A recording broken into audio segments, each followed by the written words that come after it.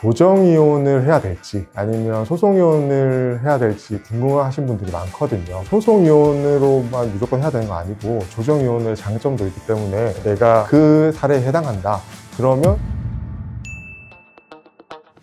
안녕하세요. 법무법인 테헤란의 이동하 변호사입니다. 소송이혼은 쉽게 말해서 본인들이 유리한 걸 주장을 하고 판사님이 양쪽 얘기를 듣고 일방적으로 판결을 내려주는 절차예요. 조정이혼의 차이는 뭐냐면 내가 상대방과 어떤 조건으로 이혼하고 싶다.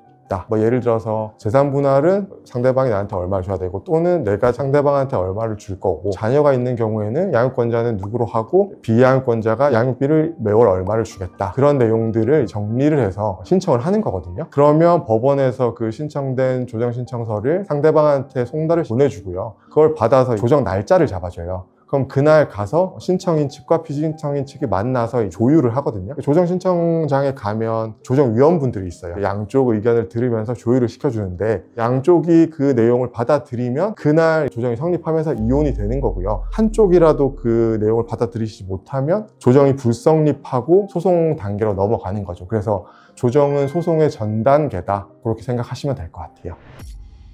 이게 사실 조정이혼을 진행할 수 있을지 아니면 소송이혼을 해야 될지 되게 중요한 부분이긴 하거든요.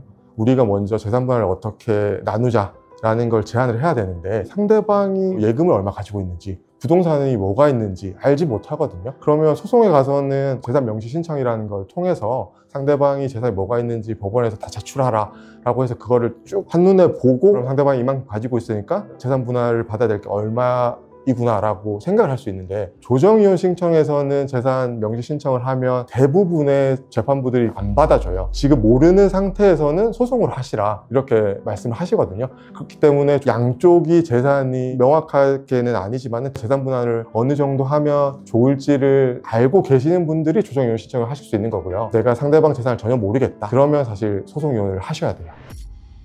양육권 문제에 있어서 조정이혼 신청이 가능할지 아니면 소송이혼으로 가셔야 되는지 그런 분들이 있는데 누가 양육권자가 될지 합의가 안 되시는 분들이 꽤 많아요. 합의가 안 되는 경우는 서로 양육권자가 되겠다라고 하시는 분들이 많거든요. 양육권은 사실 양보할 수 있는 부분이 아니잖아요. 재산 분할은 1,000만 원 더 주겠다 덜 주겠다 양보할 수 있는데 양육권에 대해서 서로 양보할 수 있는 부분이 아니기 때문에 이거는 합의가 될 수 없으니까 처음에 조정을 하시는 건 시간 낭비다. 그렇기 때문에 소송을 바로 하셔야 된다 이렇게 말씀을 드리는 거죠.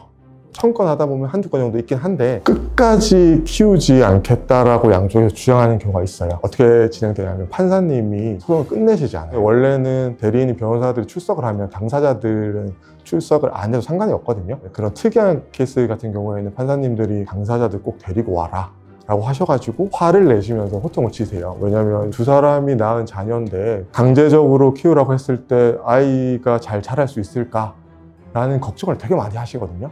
그래서 한쪽이 자녀를 키우겠다라고 하셔야지 재판이 끝날 수 있어요. 오늘은 어떤 분들이 조정이혼으로 이혼 절차를 시작해야 될지 아니면 소송으로 바로 가셔야 될지에 대해 설명을 드렸는데 고민이 되시는 분들은 댓글 남겨주시거나 연락을 주시면 충분한 설명을 드릴 수 있을 것 같습니다.